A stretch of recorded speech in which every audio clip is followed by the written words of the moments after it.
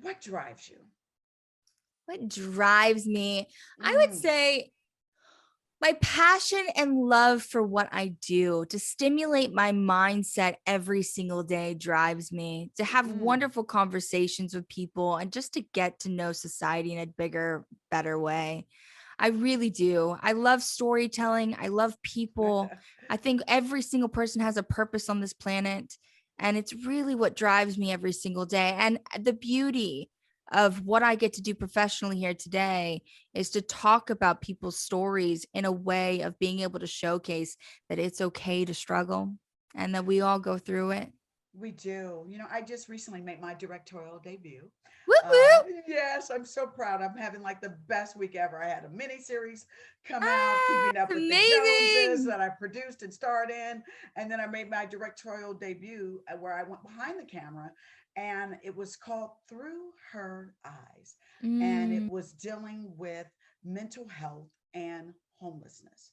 And it was the story of a young psychiatrist, psychology student who basically took a liking to this homeless woman. And anyway, to make it condense it into a nutshell, it was because the woman ended up being her mother. mm, Her mother had given her away because mentally she just cracked under the pressure of stress. But the reason why she really gave her up more than anything else was because, the pressures of society to be perfect, to get the right grades, to do this. I mean, so much pressure is just put on us to be perfect. mm. And she ended up having bipolar disorder and all of those things. But the beauty in the whole piece that everybody loved was that here was this young girl that was like, I won't lose you again. It's okay for us to say something's wrong with us as women, and I'm gonna do it with you. Mm-hmm. And so she took her, to a psychologist. And I just loved like the messages that it put out there, that we as women, that it's okay for us to stick together, that it's okay for us to say something is, everything's not okay. And that's what I kind of feel with, you know your your podcast, that it's helping women to say it's okay for us to talk about it and say Yeah. things aren't okay today, Yeah. Yeah. And sometimes there's, we forget at such a young age, that we're taught not to feel in some capacity. We're mm, told to say, if you're angry, that's bad. If you're sad, that's bad. If you're happy in a time that you shouldn't be happy, that's bad. It's like, you're told all these things of how to navigate your emotions. Yet when mm. something arises at such a young age, you get confused and frustrated because you're like, I Yes. don't know how to navigate these emotions. Now they're being stuck inside me and I have nowhere to put them. What else do you think is going to come besides anxiety?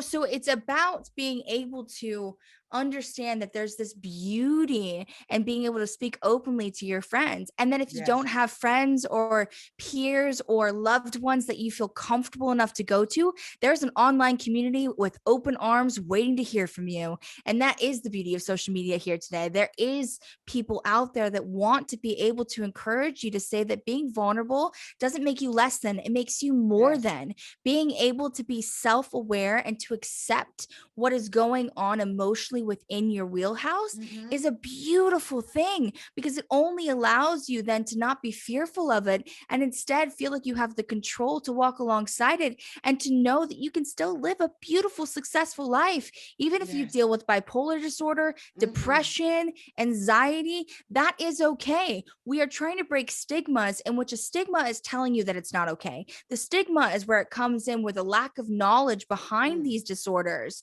because the lack of knowledge then makes people think that they're fearful of what somebody may be going through because they don't know or have not seen it enough or talked about it enough. When we start to story tell it through even just our personal lives or on film and TV, and we talk about life situations that are embodying real people, it Mm-hmm. allows people to start to identify with it and go, oh, I'm familiar with this. I'm not fearful to have somebody speak about it to me, nor am I fearful to speak about it to them.